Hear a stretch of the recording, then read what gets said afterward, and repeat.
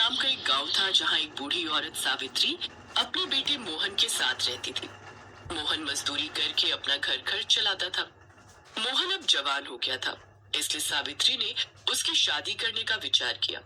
फिर उसने पास के गांव की एक लड़की सोनम से उसका विवाह करवा दिया। सोनम एक बहुत ही संस्कारी और गुणी लड़की थी। वो भगवान शिव की बहुत बड़ी भक्त थी। वो हर सावन उनके व्रत रखती। सुबह जल्दी उठकर नहाकर वो पूजा पाठ करती।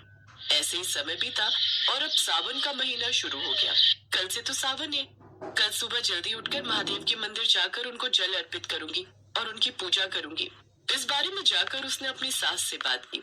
माँ जी, कल से सावन का महीना शुरू हो रहा है, तो मेरा बड़ा मन है भोलेनाथ को जाकर जल चढ़ाने का और उनकी पूजा अर्चना करने का। नहीं, कोई जरूरत नहीं है बहू, मंदिर यहाँ से दूर है, पैदल आने जाने में काफी समय लग जाएगा। ऊपर से वहाँ भक्तों की भीड़ लगी होगी वो अलग। ऐसे में पीछे से घर का सारा काम छूट जाएगा। नहीं नहीं, तो घर पर ही शिव जी की पूजा कर लेना। ये सुनकर सोनम उदास हो गई, लेकिन उसके पास अपनी सास की बात मानने के अलावा और कोई चारा भी नहीं था। वो बेचारी चुपचाप उदास होकर घर के कामकाज में लग गई।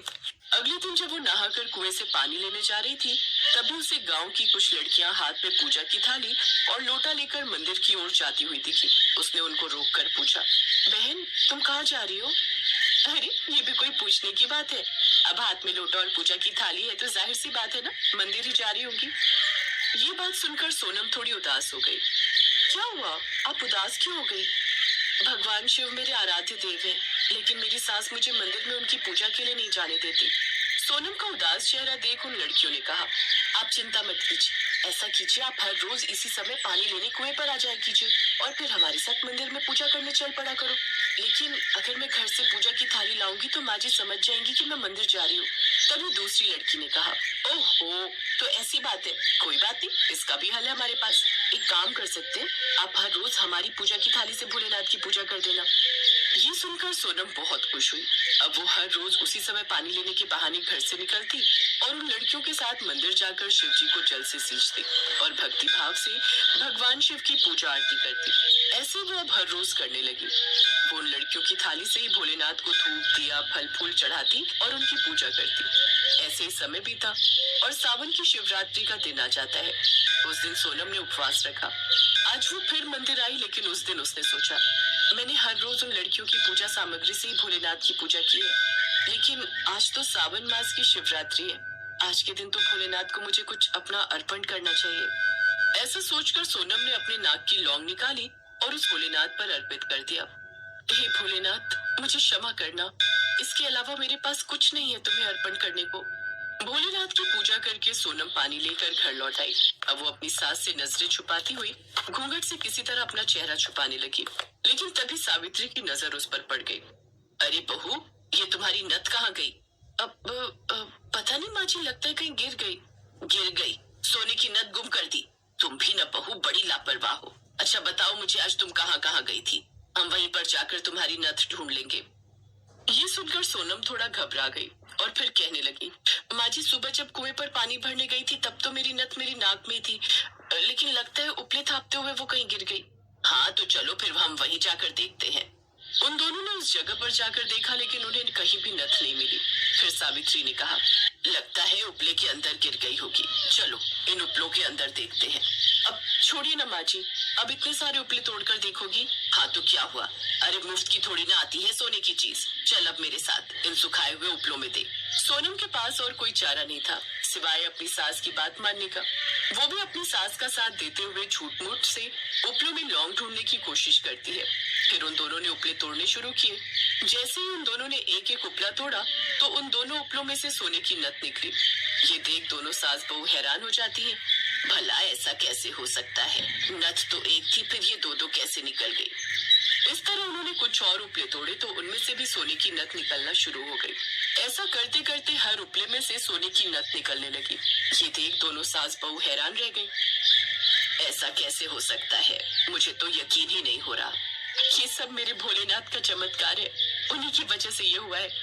मैंने उन्हें एक नथ चढ़ाई और इसके बदले उन्होंने इतनी सारी नथ का ढेर लगा दिया। क्या मतलब? फिर सोनम ने अपनी सास को सारी बात बताई। तभी वहाँ शिव जी प्रकट होते हैं। दोनों सास बहू हक्की बक्की रह जाती हैं और अपने हाथ जोड़ लेती हैं। ये सब चमत्कार मैंने किया है अपनी भक्त सोनम की भक्ति देखकर। सावन मास में इसने हर सोमवार मुझ पर जल अर्पित किया है। आज से तुम्हें किसी चीज की कोई कमी नहीं होगी। ये कहकर महादेव अंतर ध्यान हो जाते हैं। मेरी ही गलती थी बहू, जो मैंने तुझे मंदिर नहीं जाने दिया। लेकिन तू चिंता मत कर, अब से हम दोनों ही हर रोज मंदिर जाएंगे और भोलेनाथ को जल चढ़ाकर उनकी पूजा पाठ करेंगे। ये सुनकर सोनम बहुत खुश हुई। अब वो दोनों सास बहू हर साल सावन में भगवान शिव की पूजा पाठ करने लगे। उन दोनों पर भगवान शिव की खूब कृपा हुई। मोहन का काम भी खूब अच्छा चलने लग गया, जिससे उनकी गरीबी दूर हो गई। सावन मास में पड़ने वाली शिवरात्रि के दिन भगवान शिव की पूजा करने से वो बहुत जल्द प्रसन्न हो जाते हैं। अगर कोई भक्त सच्चे मन से श्रावण शिवरात्रि के दिन भोलेनाथ को जल अर्पित करता है तो उसकी सभी मनोकामनाएं पूरी हो जाती हैं। सावन शिवरात्रि के दिन सूर्योदय के पूर्व उठने का प्रयास करें। स्नान आदि के उपरांत सबसे पहले सूर्य भगवान को जल अर्पित करें। एक लोटे में दूध, जल, चावल, चीनी मिलाकर जल लें। इसके बाद सभी पूजा सामग्री व जल लेकर मंदिर जाएं। मंदिर में सबसे पहले भगवान शिव के आगे हाथ जोड़े और उनसे अपनी पूजा स्वीकार करने की प्रार्थना करें। भगवान शिव पर सबसे पहले चंदन लगाएं और इत्र अर्पित करें। फूल चढ़ाएं। भगवान के सामने फल समर्पित करें। अब ओम नमः शिवाय का जाप करते हुए भगवान शिव पर जल की धारा अर्पित करें। धूप और घी का दीपक जलाएं और भगवान शिव की आरती करें।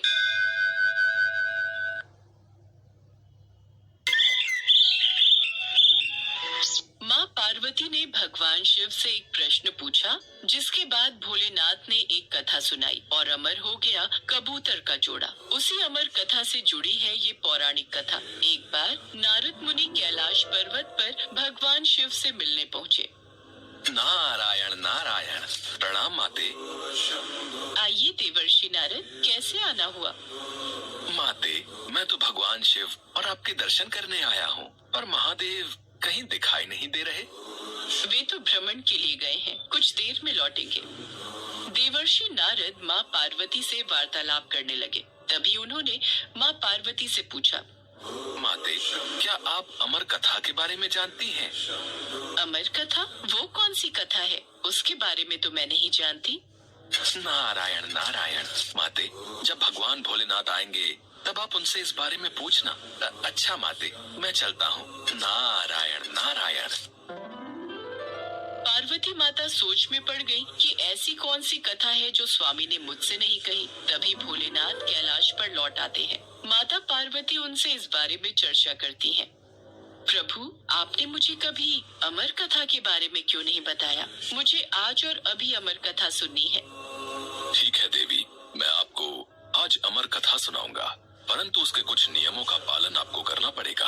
अमर कथा के दौरान आपको एक क्षण के लिए भी सोना नहीं है। आप बीच बीच में हुंकार भरती रहना, ताकि मुझे आभास रहे कि आप कथा सुन रही हैं, क्योंकि मेरे नेत्र भी उस क्षण बंद रहेंगे। ठीक है स्वामी, मैं ऐसा ही करूंगी।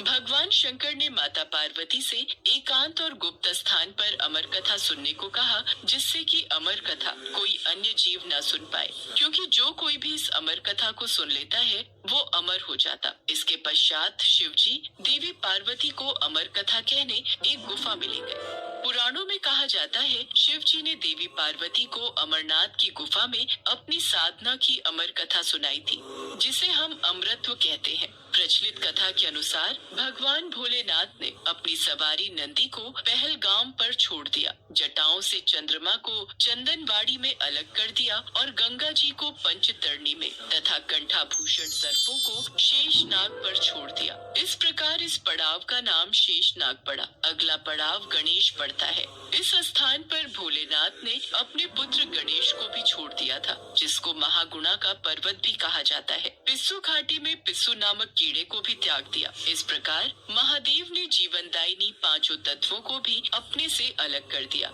इसके बाद माँ पार्वती सहित उन्होंने गुप्त गुफा में प्रवेश किया और अमर कथा माँ पार्वती को सुनाने लगे।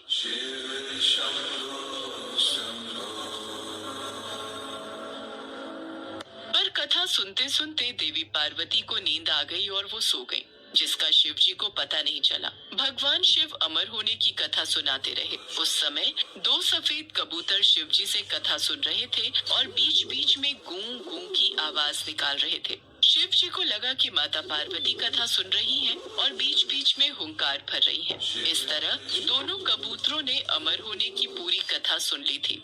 कथा समाप्त होने पर शिव जी का ध्यान देवी पार्वती की ओर गया, जो सो रही थी। अरे, देवी पार्वती तो गहरी निद्रा में है, तो फिर ये हुंकार कौन भर रहा था? अचानक महादेव की दृष्टि अमर कथा को सुनते उन कबूतरों पर पड़ी तो वे क्रोधित हो गए और उन्हें मारने के लिए आगे बढ़े। मेरे क्रोध से तुम दोनों को कोई नहीं बचा सकता। तुम्हें इसका दंड अवश्य मिलेगा। हे प्रभु, हमें क्षमा कीजिए। हमने अनजाने में ही भूल की और हमने आपसे अमर होने की कथा सुनी है। यदि आप हमें मार देंगे तो अमर होने की ये कथा झूठी हो जाएगी। इस पर भगवान शिव का क्रोध शांत हो गया। प्रभु, इन दोनों का इसमें कोई दोष नहीं। मैं गहरी निद्रा में सो गई थी। मैंने आपके आदेश का पालन नहीं किया, इसलिए इन दोनों को क्षमा कर दीजिए। भगवान शिव जानते थे कि अनजाने ही सही पर कबूतरों ने अमर कथा को सुन लिया था, इसलिए वे दोनों अमर हो चुके हैं। इस पर महादेव ने कबूतरों को जीवित छोड़ दिया।